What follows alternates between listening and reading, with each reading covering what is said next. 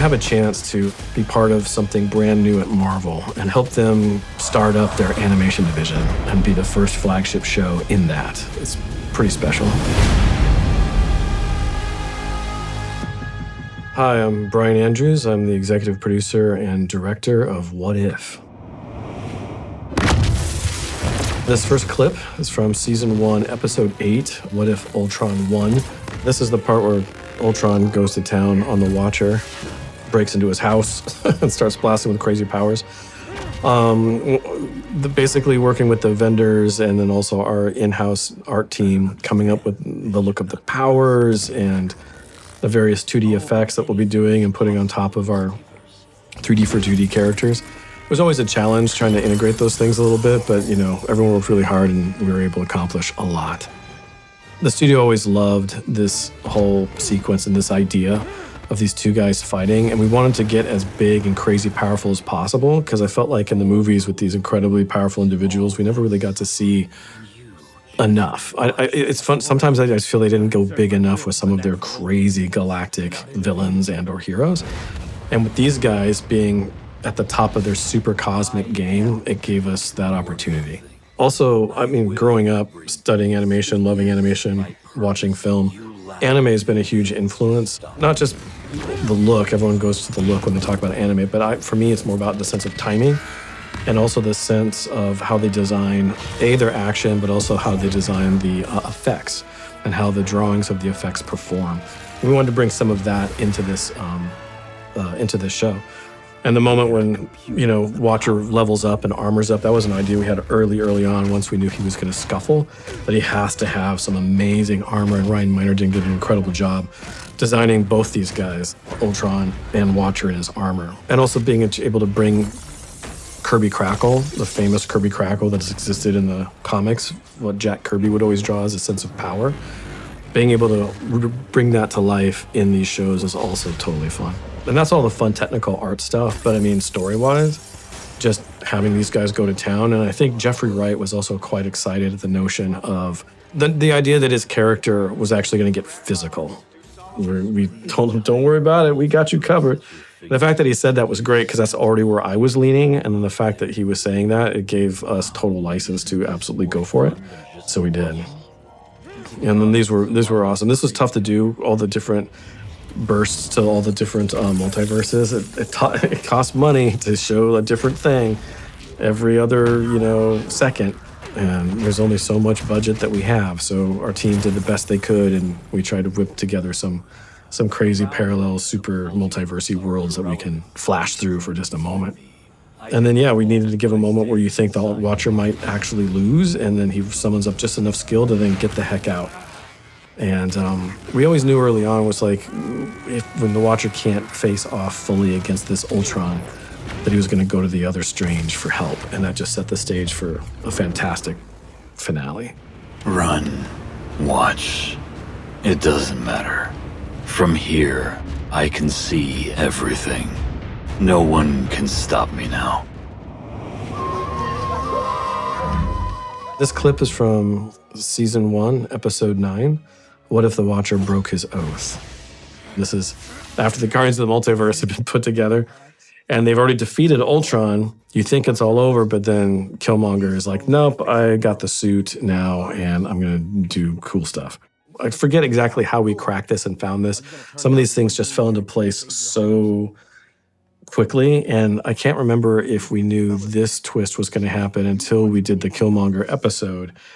And then we realized, oh yeah, he's got to be one of the dudes that gets chosen so that, he can have this betrayal. So it gives us one more little twist moment. Our writers were fantastic at coming up with some of this stuff and working it in a way that can feel, compelling and keep you guessing. And it's also fun because it gave the Watcher a chance to now be above all that and be 5 moves ahead of everyone. This thing was fun to do. Everything's happening and all the effects are happening. It's tough for animation, it's tough for design, it's tough for paint. But in the end, it feels exhilarating, it feels mind-boggling, it's big. And the audience seemed to respond to it, which was great. And seeing Strange Supreme come back with one last chance to do something amazing, that was just so much fun to be able to do this with him. He was a great character. And Benedict did a fantastic job with this guy, so it was a blast. For this part where they're battling over the stones, I remember when we were thinking about it in the story room, we felt that this could be a pretty amazing moment, and the visuals would just come as we're discussing it. I had to quickly sketch down some notes and then talk to Paul Lassane, our production designer and art director, and start generating some paintings to get that thought out. And we came up with this kind of look, this kind of desaturated, almost black and white, just a hint of color look, and it made it feel like it was even more powerful, the fact that we took so much color out. And then it gave contrast when Doctor Strange rises up and blasts with all of his colors, and then Watcher comes in with his golden powers and stuff like that. It's just it all works, and that's such a fun thing early in the process, is playing with the art. It's like opening up a bunch of crayons, jumping down on a giant piece of paper with all your pals and sketching out crazy stuff like you were a kid. It's a sandbox, and we're all playing in it, and it's a hell of a lot of fun.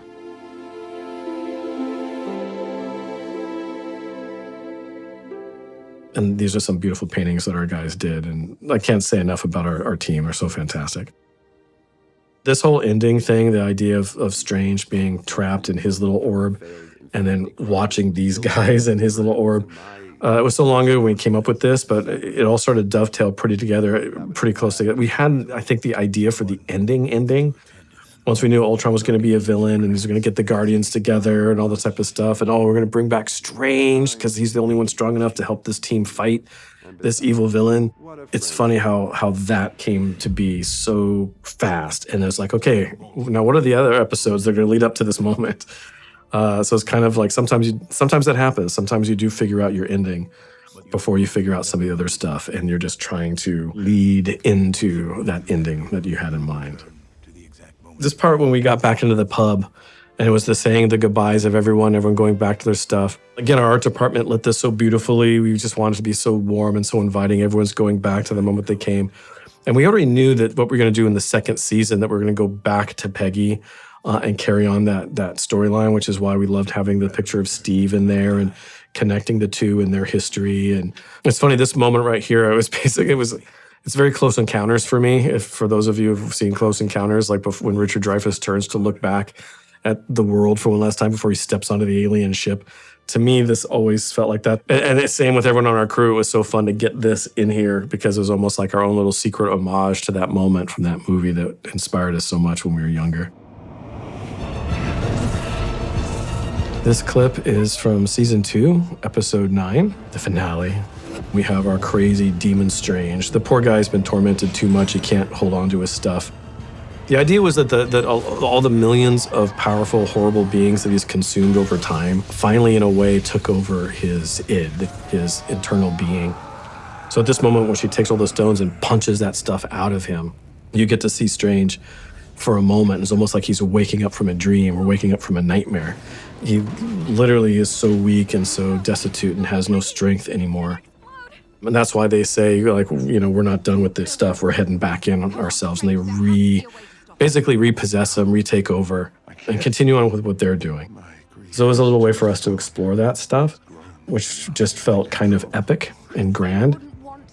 And that was fun. And designing this guy was amazing and such a blast. And having this ending feel this was our Balrog moment. This is a little bit of our Gandalf the White. We were all inspired by those Lord of the Rings films and stuff, and that moment in the Two Towers is so fun. So it's this quiet little homage that the art team and ourselves were coming up with. And then this one moment where Strange can snap out of it just enough to hold off just a little bit. It's a hint of a redemption. Like, can he ever be really redeemed? That's, I think, for the audience to decide. But at least in that one moment, a little bit of that old Strange came back before he got nuked. And then we get to our crazy whiteout. And we get to see what happened afterwards. And the notion was the idea that he was trying to fix Christine one last time. He was trying to create his universe again. And by the idea of, like, if I can collect all of these world killers from all over the multiverse, that's going to be enough power. I can jumpstart a new universe, which is what this shot is right here. It's that new universe being born. But the thing is, he didn't realize he had enough beings within himself. He could have just used himself as the fuel source, but he was being selfish because he wanted to be with Christine. But that's not supposed to happen in this universe. So in a way, it reset itself properly. And we explore some of the ramifications of that, later in season 3 in a way. We actually touch on it a tiny bit, but you have to watch all of season 3 to figure that out. But it's pretty fun. It's a big, epic concept, and I think the studio was pretty excited about that notion of following through with some of that stuff that was going on with Strange. This scene right here where she's able to talk with the Watcher, these guys are like pals now, it seems. And we wanted to set the stage for the fact that they are pals and that he sees her differently and that he stepped out of his armchair just watching, binging shows, constantly binging universes. He's actually getting involved a little bit, and we wanted this scene to be just incredibly warm, incredibly lush. That's why we went for the dappled lighting, trying to bring in some of that, how we would shoot it if we were shooting it live action. Something we always want to do with the entirety of the show is pay attention to lighting, pay attention to lensing, how it reflects the story and the characters and the environment. And I think we had a blast doing it.